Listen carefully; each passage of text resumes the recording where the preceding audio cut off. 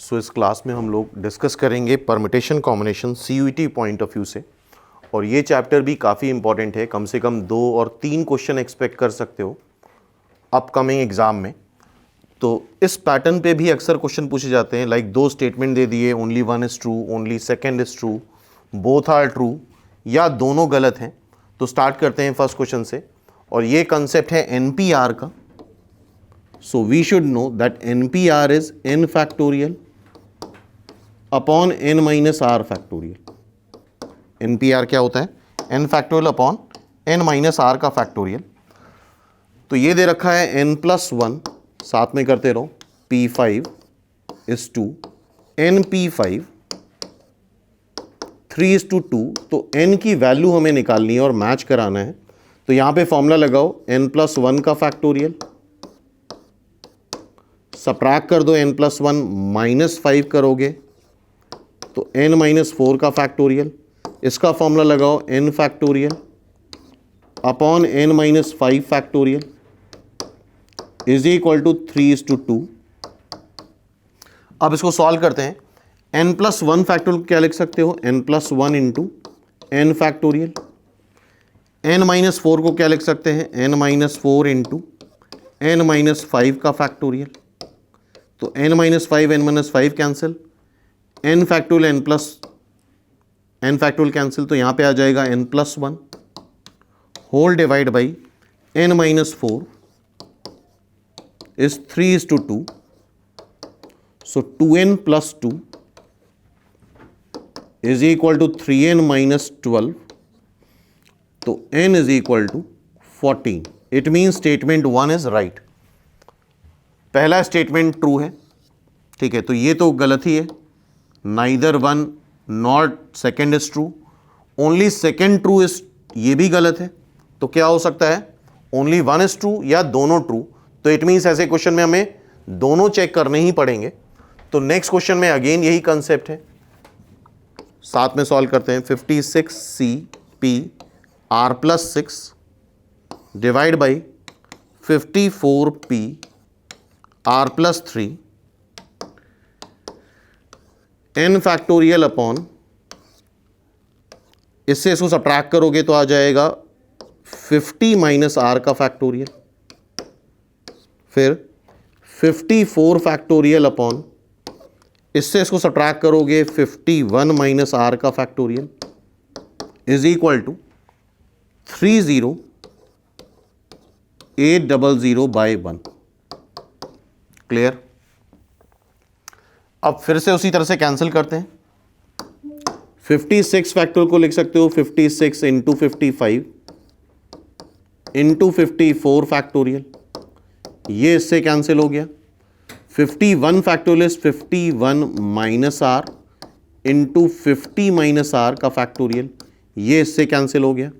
तो ये आ जाएगा तुम्हारा 56 into 55 into 51 minus r is equal to 30800। Clear है? 30800 ऑब्वियसली 55 से कैंसिल हो जाएगा। कैंसिल करके देखो, 30800 को 55 से डिवाइड करो तो ये आएगा तुम्हारा 560, और 56 को इससे कैंसिल करोगे तो ये आ जाएगा 10। तो 51 minus r is equal to 10, तो r is equal to 41। r क्या आ गया? 41। देख लेते हैं। तो it means second is also true, तो both are true, first and second both are true. तो ये NPR के कंसेप्ट पे ये क्वेश्चन हो गया, ठीक है, क्लियर है। नेक्स्ट टाइप देखते हैं। The number of ways of arranging letters of the word Krishna, 1 2 3 4 5 6 7 letter हैं और सारे डिफरेंट हैं, ठीक है। So that all the vowels come together. कितने वॉवल हैं पहले तो ये चेक कर लो। I एक वॉवल है और A एक वॉवल है, बाकी कॉन्सोनेंट है। 1 2 3 4 5 6 7, 7 लेटर्स हो गए। वॉवल्स को साथ में रखना है तो दोनों वॉवल को एक मान लिया जाता है। इस तरह क्वेश्चन को ऐसे ही करते हैं, दो वॉवल को एक साथ कर लो। एक लेटर ये हो गया, 1 2 3 4 5 6, टोटल लेटर्स कितने हो गए? 6 लेटर्स को एक लाइन में अरेंज करने का 6 फैक्टोरियल तरीका। और आई और ए आपस में इंटरचेंज कैसे हो जाएंगे? 2 फैक्टोरियल से। We should know 6 factorial is 720, into 2 कर लोगे तो 1440 आ जाएगा। और यहां पे भी बाय द वे यही दे रखा है। इट मीन्स ये भी गलत, ये भी गलत। अब इन दोनों में से ही ट्रू होगा। नेक्स्ट पार्ट देखो, the number of ways of 4 letter word that can be form using the letter of the word mixture which contains the letter X. X होना ही चाहिए और 4 लेटर वर्ड बनाना है जिसमें एक्स होना ही चाहिए। एक्स को ले ही लो और उसको लेने का तरीका एक। अब मिक्सचर में देखो, एक्स ले लिया, 1 2 3 4 5 6, 6 लेटर्स बचे। 4 लेटर लेने हैं, एक ऑलरेडी ले चुके हो तो 3 लेटर्स तुम्हें सेलेक्ट करने हैं, 6C3। एक्स हो गया और 3 अदर लेटर्स हो गए और वर्ड बनाना है। 4 डिफरेंट लेटर्स हैं, यहां पे भी सारे डिफरेंट लेटर्स हैं, अल्फाबेट्स हैं। तो 4 फैक्टोरियल से मल्टीप्लाई कर दें, ठीक है। सो 6 factorial upon 3 factorial 3 factorial into 4 factorial. 3 factorial को 4 फैक्टोरियल से काटोगे तो 4 आ जाएगा। यहां पे हो जाएगा 6 इंटू 5 इंटू 4 इंटू 4, ठीक है। ये 30 इंटू 12 क्या आ जाएगा? 460, सॉरी 360।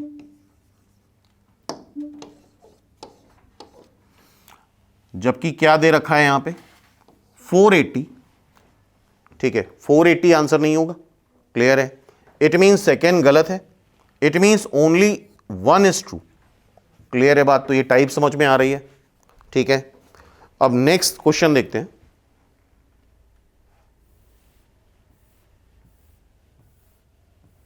नेक्स्ट क्वेश्चन ये देखो ध्यान से, एक बार अपने आप अटेम्प्ट करो।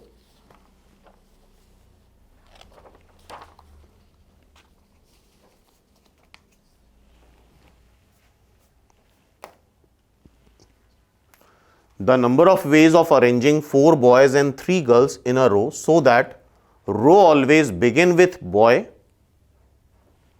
and end with girl। मतलब किसी बॉय से स्टार्ट हो, टोटल 7 लोग हैं, और एंड हो गर्ल से, तो बीच में बचे 1 2 3 4 5 प्लेसेस बचे। स्टार्ट होगा बॉय से, एंड होगा गर्ल से। तो सबसे पहली बात आती है कि ये कौन सा बॉय और ये कौन सी गर्ल, ठीक है। 5 प्लेस यहां पे बच रहे हैं। तो पहले कौन सा बॉय, तो 4 में से 3, एक बॉय सेलेक्ट कर लो। कौन सी गर्ल, 3 में से एक गर्ल सेलेक्ट कर ली और उसको, जो पर्टिकुलर बॉय लिया है उसको यहीं बैठा लेंगे, पर्टिकुलर गर्ल ली है उसको यहां बैठा दिया, ठीक है। अब बाकी बचे 5 लोग, तो 5 लोग यहां पे कैसे अरेंज हो जाएंगे? बीच में 5 ही लोग बचे, 5 प्लेस हैं 5 फैक्टोरियल से।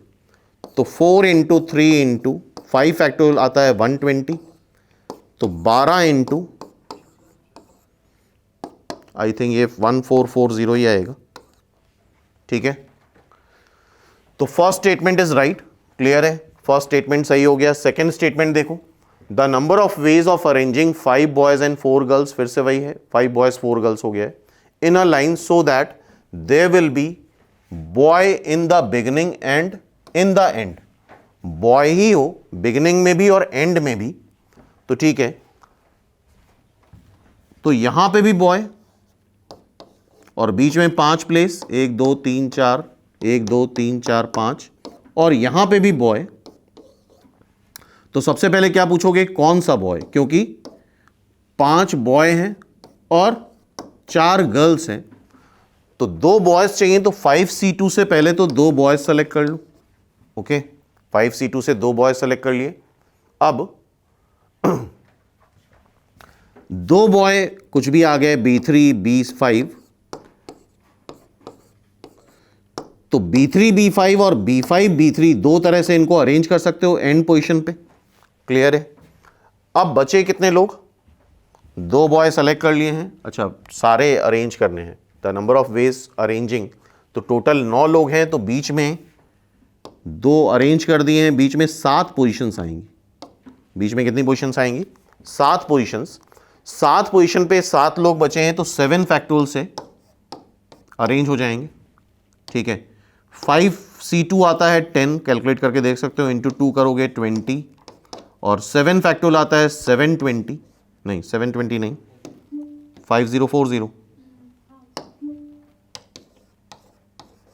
पूरा मल्टीप्लाई करो, देखो क्या आ रहा है। यह आएगा 100,800 आई थिंक आएगा, जबकि यहां पे क्या दे रखा है 100,80। इट मीन्स ये गलत है। It means only first is the answer, पहला ही ट्रू है। आई होप ये टाइप समझ में आ रहा होगा किस तरह से क्वेश्चन कर रहे हैं। ठीक है, नेक्स्ट देखते हैं।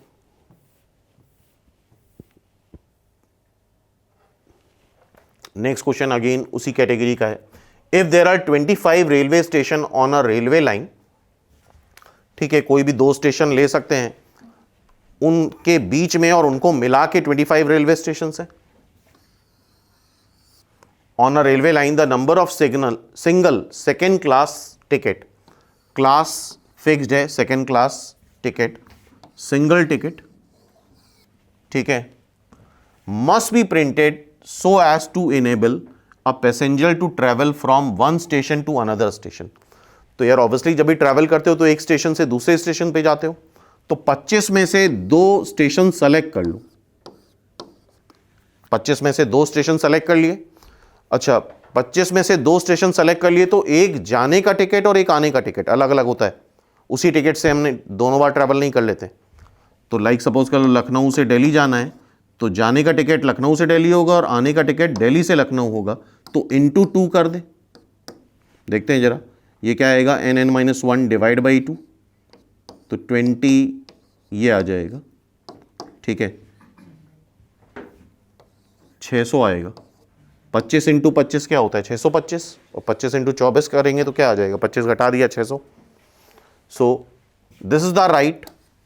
सेकेंड देखो, in a class there are 30 student on the new year day, every student post a greeting card to all his classmate. All his classmate मतलब सबको ग्रीटिंग कार्ड भेजना ही भेजना है, to and fro. The total number of greeting cards posted, तो यार total 30 लोग हैं, एक दूसरे को म्यूचुअली ग्रीटिंग कार्ड भेज रहे हैं। जैसे हमने मान लो एक हमने तुमको भेजा और तुमने हमको भेजा, तो एक ग्रीटिंग कार्ड मतलब 30 में से 2 लोग सेलेक्ट कर लो,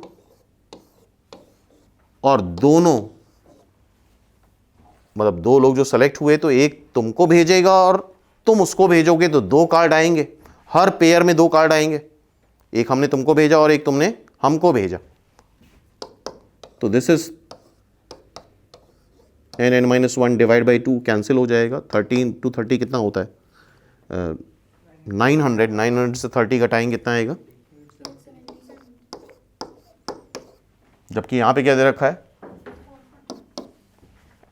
जो कि गलत है। इट मीन्स पहला सही है, first is right, only first is true. ठीक है, तो ये टाइप आई होप समझ में आ रहा होगा। ठीक है, तो ये कैटेगरी पूछी जाती है पिछले 2 सालों में, 2 स्टेटमेंट दे दिए। ठीक है, नेक्स्ट देखते हैं। The number of ways of arranging the letters of the word triangle. पहले तो हमें सबसे पहला तो ये देखना चाहिए कहीं कोई लेटर रिपीट तो नहीं कर रहा है। फिर 1 2 3 4 5 6 7 8 लेटर्स है। ठीक है, so that relative position of vowels and consonant are not disturb. तो लिखते हैं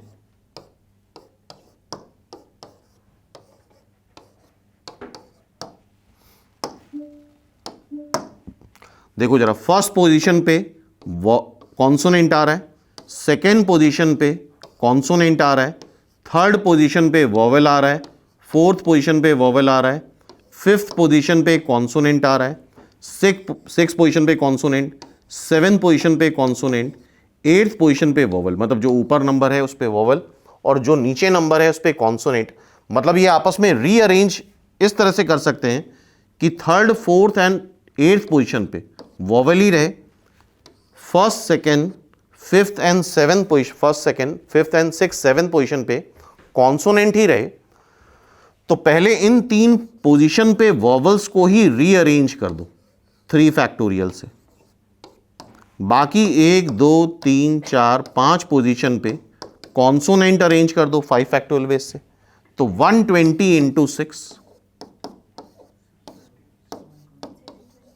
फैक्टोरियल है बेसिकली 720, और यहां पे क्या दे रखा है 360, जो कि गलत है। क्लियर है बात? ठीक है।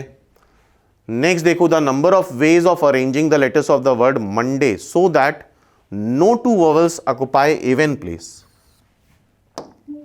तो फिर से वही बात है, सबसे पहले तो देखा जाएगा क्या कोई लेटर रिपीट कर रहा है।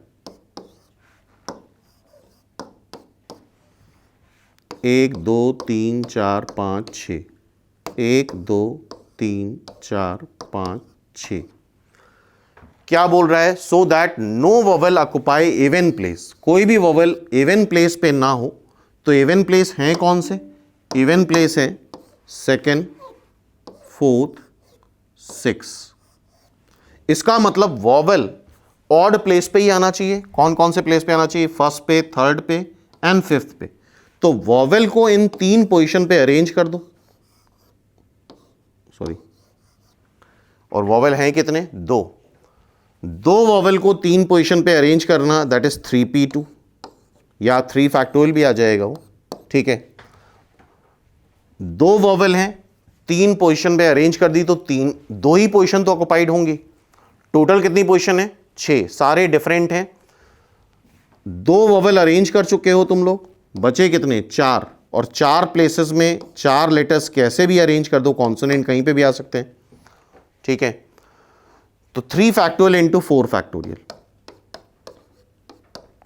24 इंटू 6,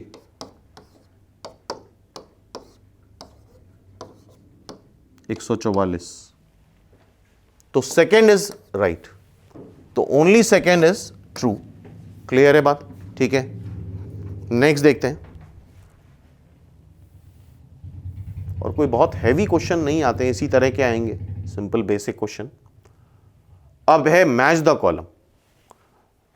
मैच द कॉलम में है ये वर्ड दे रखा है और इधर इसके नंबर ऑफ परम्यूटेशन बताने हैं, मतलब सारे लेटर्स को लेकर के कैसे अरेंज करेंगे। तो वर्ड में हमेशा ये चेक करना होता है क्या सारे डिफरेंट हैं। 1, 2, 3, 4, 5 सारे डिफरेंट हैं। तो 5 लेटर वर्ड कितने बनेंगे? 5 फैक्टोरियल। 1, 2, 3, 4, 5, 6 सारे डिफरेंट हैं तो कितने बनेंगे? 6 फैक्टोरियल। 1, 2, 3, 4, 5, 6, 7 कितने बनेंगे? 7 फैक्टोरियल। तो फर्स्ट मैच कर रहा है सी से, यहां तो सी है नहीं, सी से। सेकेंड मैच कर रहा है ए से और थर्ड मैच कर रहा है बी से, hence C is the answer. Simple. ठीक है, तो कुछ क्वेश्चन टिपिकल भी आते हैं, कुछ बहुत स्ट्रेट फॉरवर्ड क्वेश्चंस भी पूछे जाते हैं। नेक्स्ट,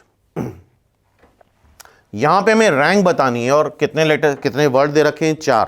अच्छा, इसको अगर 4 वर्ड हैं सबको प्रॉपर वे में निकालेंगे तो बहुत टाइम लगने वाला है, क्योंकि ये थोड़ा सा टाइम टेकिंग होता है। तो यहां पे हम लोग एक शॉर्टकट देख रहे हैं कि किस तरह से रैंक निकाली जाती है शॉर्टकट से, और वो शॉर्टकट अगर हम 4 में सक्सेसफुली लगा पाए इट मीन्स वो फाइनल हो जाएगा। तो देखो, सबसे पहले सचिन, हाँ भाई ध्यान से देखना क्या शॉर्टकट है, और वो शॉर्टकट अभी फिलहाल तब है जब कोई लेटर रिपीट नहीं हो रहा है। अगर कोई लेटर रिपीट होगा तो उसके लिए अलग शॉर्टकट है, वो आगे देखेंगे हम लोग। तो सबसे पहला तरीका ये होता है कि सारे लेटर्स तुम लिख लो और उनको नंबरिंग कर लो अल्फाबेटिकल ऑर्डर में।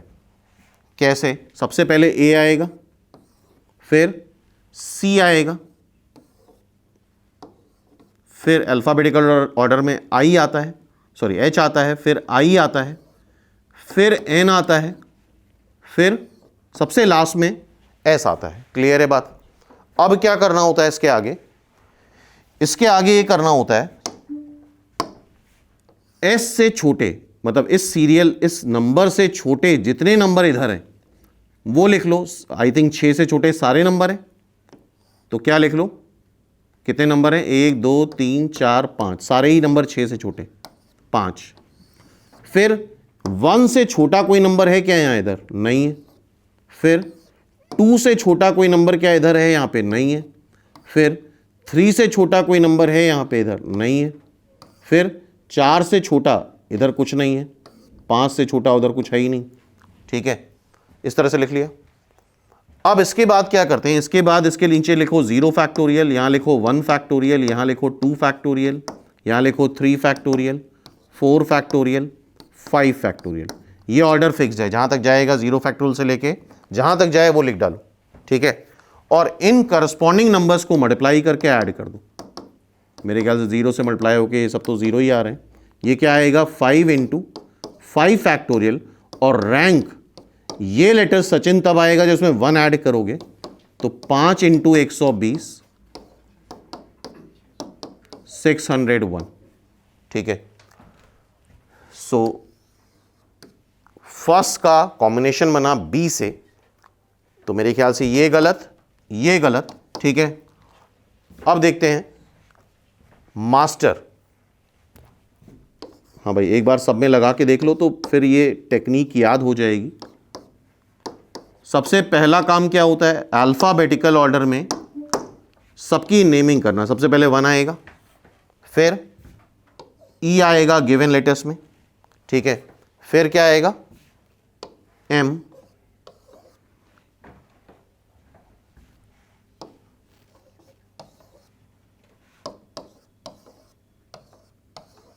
क्लियर है। तो अल्फाबेटिकल ऑर्डर में हमने सबकी नंबरिंग कर ली। अब क्या करना होता है, अब करना ये होता है, ये देखो 3 से छोटे इधर कितने नंबर हैं, 1 और 2 लिख लिया। 1 से छोटा इधर कुछ नहीं है तो 0। 5 से छोटा इधर 2 और 4 2। 6 से छोटा 2। 2 से छोटा कुछ नहीं है 0। 4 से छोटा इधर तो कुछ है ही नहीं, तो ये 0 ही आएगा। Then 0 factorial, 1 factorial, 2 factorial, 3 factorial, 4 factorial, 5 factorial. अब करस्पॉन्डिंगली मल्टीप्लाई कर लो, 5 इंटू 2, 5 फैक्टोरियल इंटू 2, ये 0 हो जाएगा, plus 2 into 3 factorial, plus 2 into 2 factorial, और प्लस 1 ऐड करेंगे। ठीक है, 5 फैक्टोरियल होता है 120, 240, 6 12, 4 5 17 ऐड कर दो, 257। तो इसकी रैंक क्या आ गई, 257। मास्टर की रैंक हो गई 257। सी इज द आंसर। अब देखो BC, अच्छा यहाँ भी BC है। ठीक है, तो आगे हमें करना ही पड़ेगा, और प्रैक्टिस के लिए तो अभी कर ही रहे हैं हम लोग। LUBER,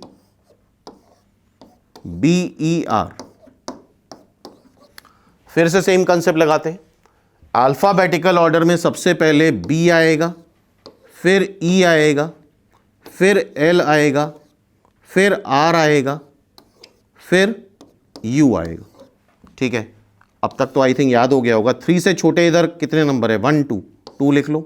5 से छोटे ये तीनों हैं, 1 से छोटे 0 हैं, 2 से छोटे इधर कुछ नहीं है, 4 से छोटा तो कोई मतलब ही नहीं है। 0 factorial, 1 factorial, 2 factorial, 3 factorial, 4 factorial. Clear है। तो 4 into 2 4 factorial into 2 plus 3 into 3 factorial, ये सब तो 0 से मल्टीप्लाई होगा, 0 हो जाएगा, प्लस 1। 24 4 फैक्टोरियल होता है 24, इंटू 2 मतलब 48। 6 3 फैक्टोरियल होता है 6, इंटू 3 मतलब 18, प्लस 1। तो 48 प्लस 19 67। ठीक है, तो ये मैच कर गया डी से। अब तो ऑब्वियसली लास्ट वाले को सॉल्व करने का मतलब नहीं है, तो I think D is the answer. ठीक है, जेनिथ को तो मैच करा ही सकते हो तुम लोग। चलो एक बार प्रैक्टिस के लिए अपने आप करके देखो, जेनिथ का रैंक निकालो। ऑब्वियसली क्या आनी चाहिए, 616 जेनिथ का निकालो।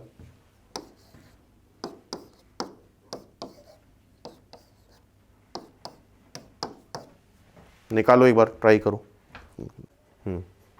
सो सबसे पहले क्या आएगा? E, फिर H, फिर I, फिर N, फिर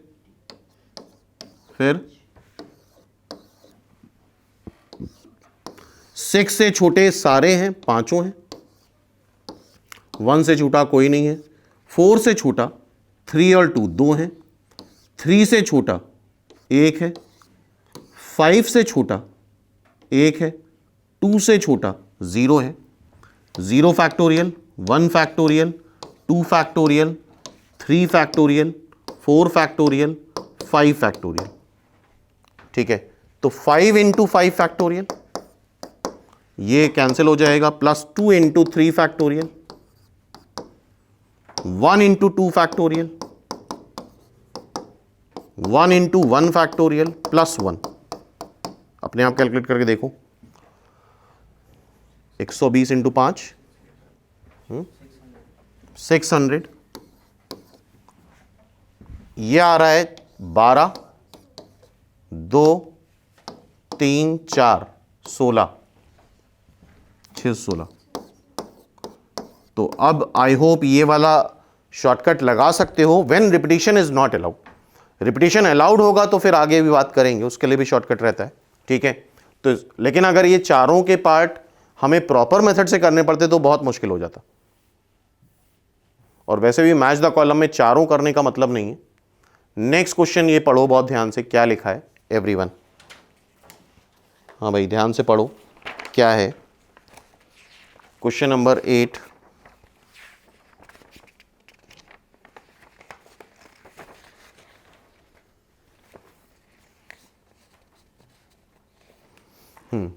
Let m and n be two positive integer, m is greater than or equal to n। m बड़ा है n से, और जो भी दे रखा होता है ध्यान रखना ये रेलिवेंट नहीं होता है।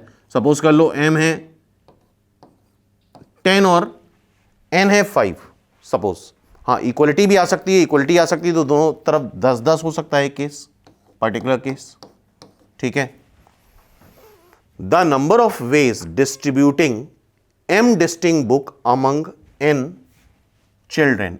m डिस्टिंक्ट बुक है जो कि ज्यादा है, चिल्ड्रेन कम है, बराबर भी हो सकते हैं। तो हमारा काम क्या है? हमारा काम है बुक को चिल्ड्रेन में बांटना। ठीक है, और कोई कंडीशन नहीं दे रखी है किसी को भी कितनी बुक मिल सकती है। तो पहली बुक उठाएंगे उसके पास कितनी चॉइस? n choice. दूसरी उठाएंगे उसके पास कितनी चॉइस? n choice. तीसरी उठाएंगे उसके पास n, चौथी उठाएंगे उसके पास n। क्या हो जाएगा ये? n to the power m। तो फर्स्ट मैच कर गया r से। ठीक है, क्योंकि कोई कंडीशन नहीं दे रखी कि सबको एक मिलनी है या समथिंग लाइक दैट, तो किसी को भी हम कितनी दे सकते हैं? सारी बुक उठा के एक को ही दे दे। Then arranging n distinct book, यार यहां पे सारा खेल इसका है। n distinct book in m places, तो इसका मतलब यार इसको नंबर समझो तो बेटर समझ में आएगा। n डिस्टिंक्ट बुक मतलब 5 बुक को 10 प्लेस पे अरेंज करना है, या बहुत ज्यादा क्या हो सकता है 10 बुक को 10 प्लेस पे अरेंज करना है, बराबर अगर आ जाए। ठीक है भाई, तो 5 बुक को अगर 10 प्लेस पे अरेंज करना है तो क्या हम सीधा सीधा 10p5 लगा दें, मतलब mp5, और by the way mpn, sorry m places में n चीजें अरेंज करनी है तो दैट इज mpn। और बेसिकली npr जो होता है वो ncr इंटू आर फैक्टोरियल ही होता है। ठीक है, ncr इंटू क्या होता है? r factorial. पहले हम सेलेक्ट करते हैं फिर अरेंज करते हैं, और npr में हम डायरेक्ट कर सकते हैं, सीधा अरेंज कर दिया। ठीक है, तो आई थिंक ये मैच कर रहा है, this is equal to mpn। तो हम ये भी बोल सकते थे कि यार m प्लेसेस में से n प्लेस सेलेक्ट करें mcn से, और उन n प्लेसेस पे n डिस्टिंक्ट बुक अरेंज कर दी n फैक्टोरियल वेज से। तो b मैच कर रहा है किससे? s से। तो जरा देखो कौन कौन से कैंसिल हो गए। a p से, a r से, a r ये कैंसिल हो रहा है। अच्छा यहाँ तीनों में आ गए। बी मैच कर रहा है एस से, बी एस से, बी एस से, अच्छा ये फंस गए, वरना यूजुअली ये होता है कि दो तो कैंसिल हो ही जाते हैं, ठीक है, वरना एक सॉल्व करने पे ही दो कैंसिल हो जाते हैं। चलो कोई प्रॉब्लम नहीं। Selecting m person out of n person, कौन ज्यादा है कौन कम है, m ज्यादा है, 10 पर्सन में से 5 पर्सन सेलेक्ट करने हैं, so that 2 particular person are not selected, 2 particular select ना हो।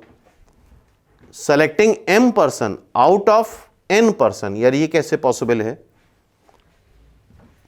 10 पर्सन सेलेक्ट करने 5 में से, पॉसिबल ही नहीं है, 0, और उसमें भी 5 में से 2, मान लो कोई बोलेगा यार 10-10 कर दो, इक्वलिटी है, उन 10 में से भी 2 पर्टिकुलर सेलेक्ट नहीं करने हैं, तो ये इक्वलिटी बना भी लोगे तो भी कम हो गया।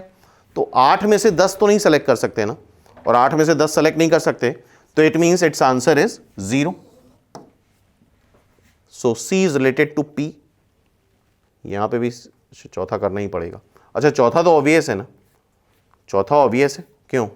चौथा पार्ट करना ही नहीं होता, जो बचा है वो चौथे का आंसर है, अगर सही करा है, गलत करा है तब तो फिर यार। D, number of functions, function अगर पढ़ा होगा तो 1 2 3 4 से लेके n तक नंबर यहां पे है, 1 2 3 से लेके m तक नंबर यहां पे है। a टू b कितने फंक्शन बनेंगे, तो हर एक के लिए कितनी चॉइस है, m, इसके लिए m चॉइस, इसके लिए m चॉइस, तो m की पावर n। तो सो D is related to Q, hence its answer is C। इसका आंसर क्या आ जाएगा, सिंपली C। क्लियर है बात?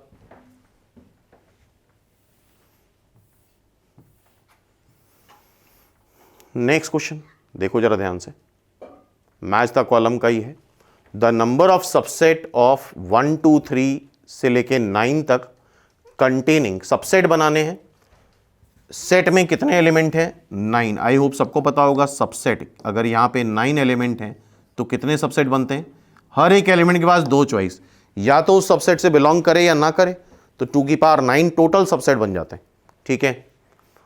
लेकिन क्या बोल रहा है, उस सबसेट में एटलीस्ट 1 ऑड नंबर आए, उस सबसेट में एटलीस्ट क्या है, 1 ऑड नंबर आए, ठीक है, कम से कम एक ऑड नंबर आए।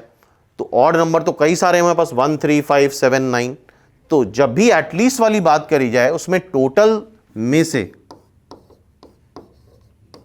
वो सबसेट सबट्रैक्ट कर दें when there is no odd,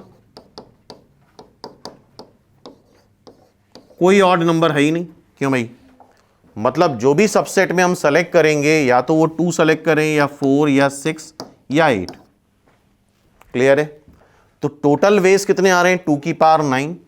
अब सबसेट किससे बनाना है तुम्हें, 2 4 6 8 ही तो आएगा, ठीक है। इन 4 एलिमेंट्स को ही लेना है व्हेन, अच्छा देयर इज नो ऑड, तो ठीक है, अगर कोई ऑड आएगा ही नहीं तो यही 4 एलिमेंट आएंगे, और इन 4 से कितने सबसेट बनेंगे, 2 की पावर 4। जरा कैलकुलेट करो, 2 की पावर 9 माइनस 2 की पावर 4, सभी लोग करके देखो, 2 की पावर 9 कितना आता है,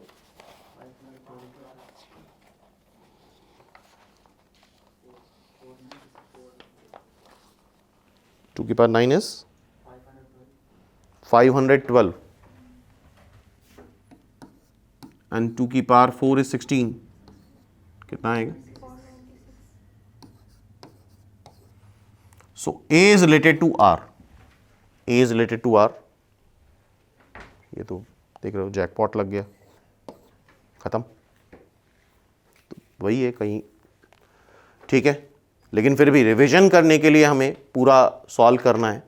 the number of ways of choosing at least 3 student from a class of 12 student, कम से कम 3 चूज करने हैं, कम से कम 3 चूज करने हैं 12 में से। तो 2 तरह से कर सकते हो, 12 स्टूडेंट्स में से, यार ये सबसेट वाला ही क्वेश्चन है, 12 में से कितने तरह के सबसेट बना सकते हो, 0 ले सकते हो, 1 ले सकते हो, 2 ले सकते हो, तो 12 में से कितने सबसेट बना सकते हैं, 2 की पावर 12, इसमें 0 स्टूडेंट भी आएगा, 1 भी आएगा, 2 भी आएगा, 3 भी आएंगे, 12 भी आएंगे, ठीक है। इनमें से वो केस घटा दें जब हमने कोई भी स्टूडेंट नहीं लिया है, जब हमने एक स्टूडेंट लिया है और जब हमने दो स्टूडेंट लिए।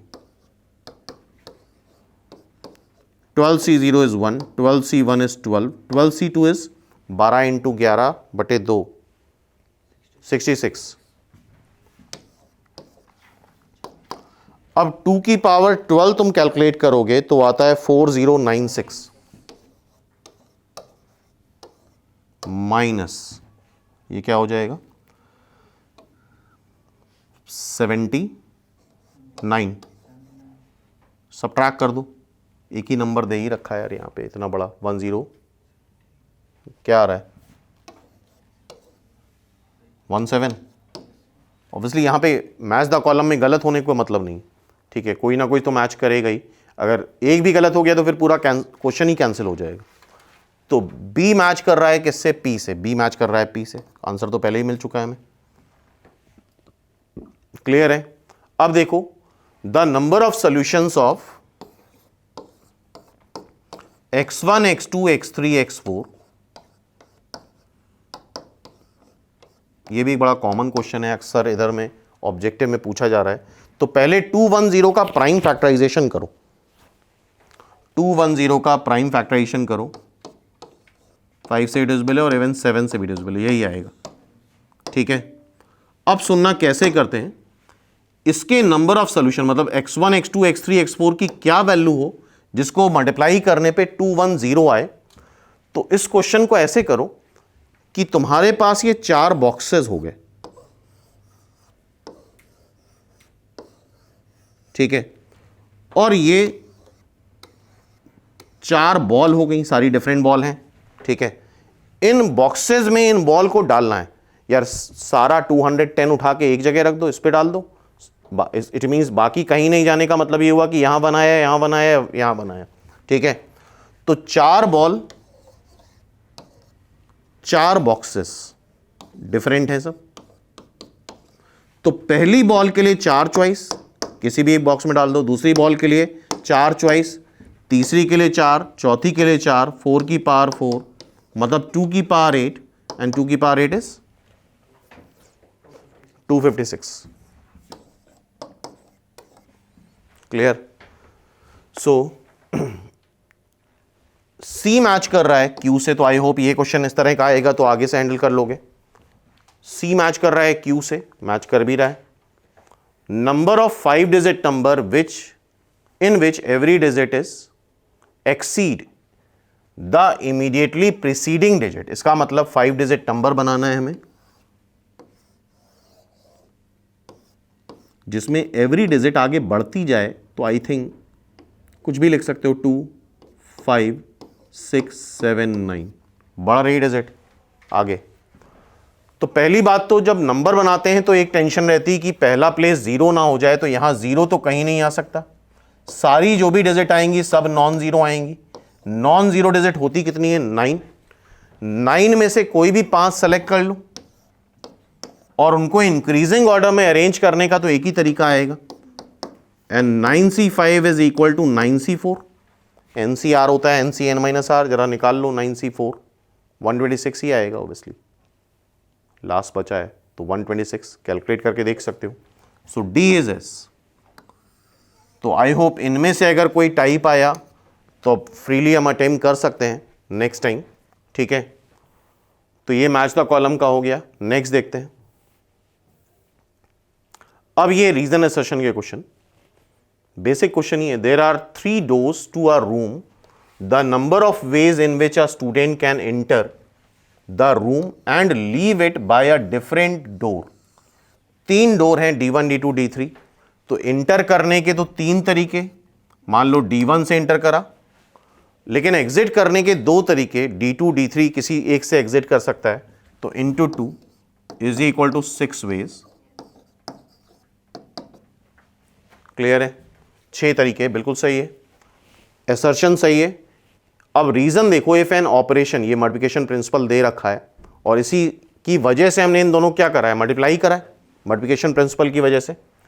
इफ एन ऑपरेशन या experiment can be performed in m ways and another operation performed in n ways, then 2 operation in succession can be performed in mn ways if operation या experiment are independent. बिल्कुल ये multiplication principal है और यही theory लगा के हमने इन दोनों को मल्टीप्लाई करा है क्योंकि ये इंडिपेंडेंट है। ठीक है, तो दोनों चीजें सही हैं, both A and R are true and R is the correct explanation for A. Okay,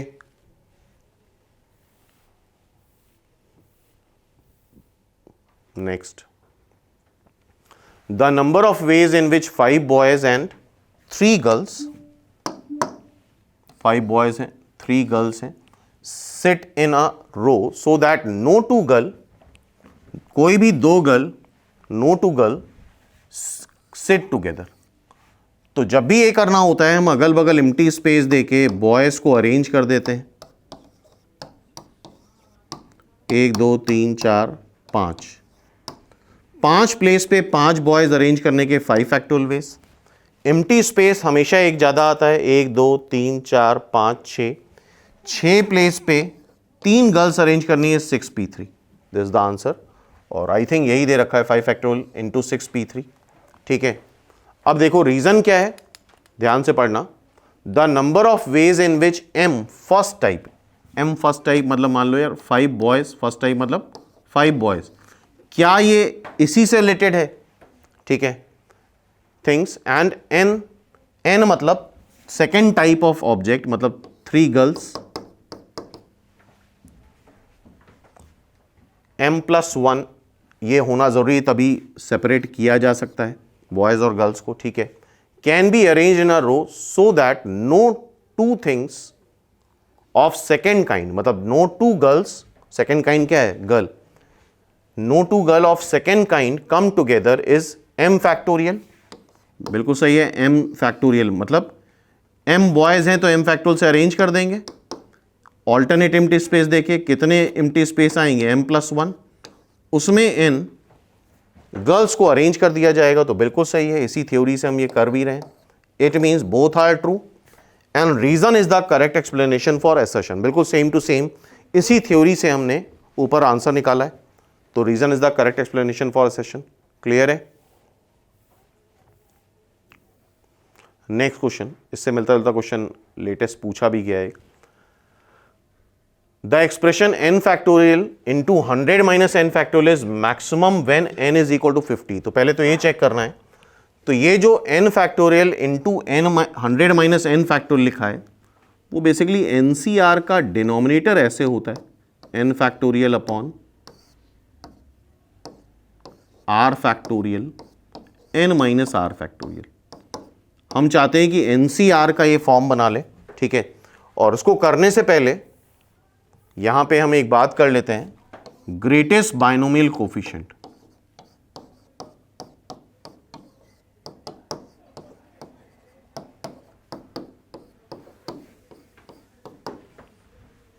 NCR की ग्रेटेस्ट वैल्यू कब होती है? R लाई करेगा 0 से n के बीच में। अगर n इवन है तो NCR की ग्रेटेस्ट वैल्यू आती है NCn/2। ठीक है, इफ n इज ऑड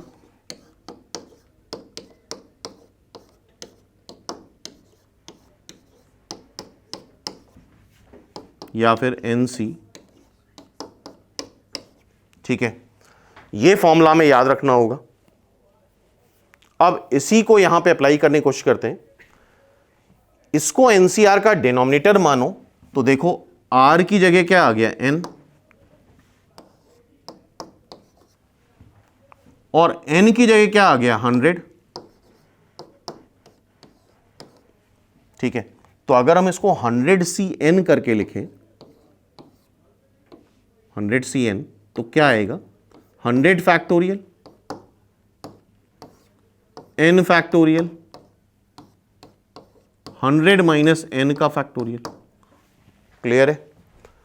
तो अब यहां से इसकी वैल्यू तुम निकालोगे तो ये आ जाएगा तुम्हारा 100 फैक्टोरियल अपॉन 100cn, और इसकी मैक्सिमम वैल्यू बतानी है। ठीक है, ऊपर तो कांस्टेंट है, नीचे ही वेरिएबल है, n वेरी करेगा। ये मैक्सिमम कब होगा? जब ये मिनिमम होगा, सॉरी इज मैक्सिमम, अच्छा ये गलत दे रखा है, इसकी मैक्सिमम वैल्यू नहीं आ पाएगी, ये इसकी मिनिमम वैल्यू ही आ पाएगी। ये मैक्सिमम, इसकी मैक्सिमम वैल्यू ही आ सकती है, या फिर हम चाहें तो इसकी मिनिमम वैल्यू भी कर सकते हैं। अगर ये मिनिमम कर दें तो ये पूरी चीज मैक्सिमम हो जाएगी।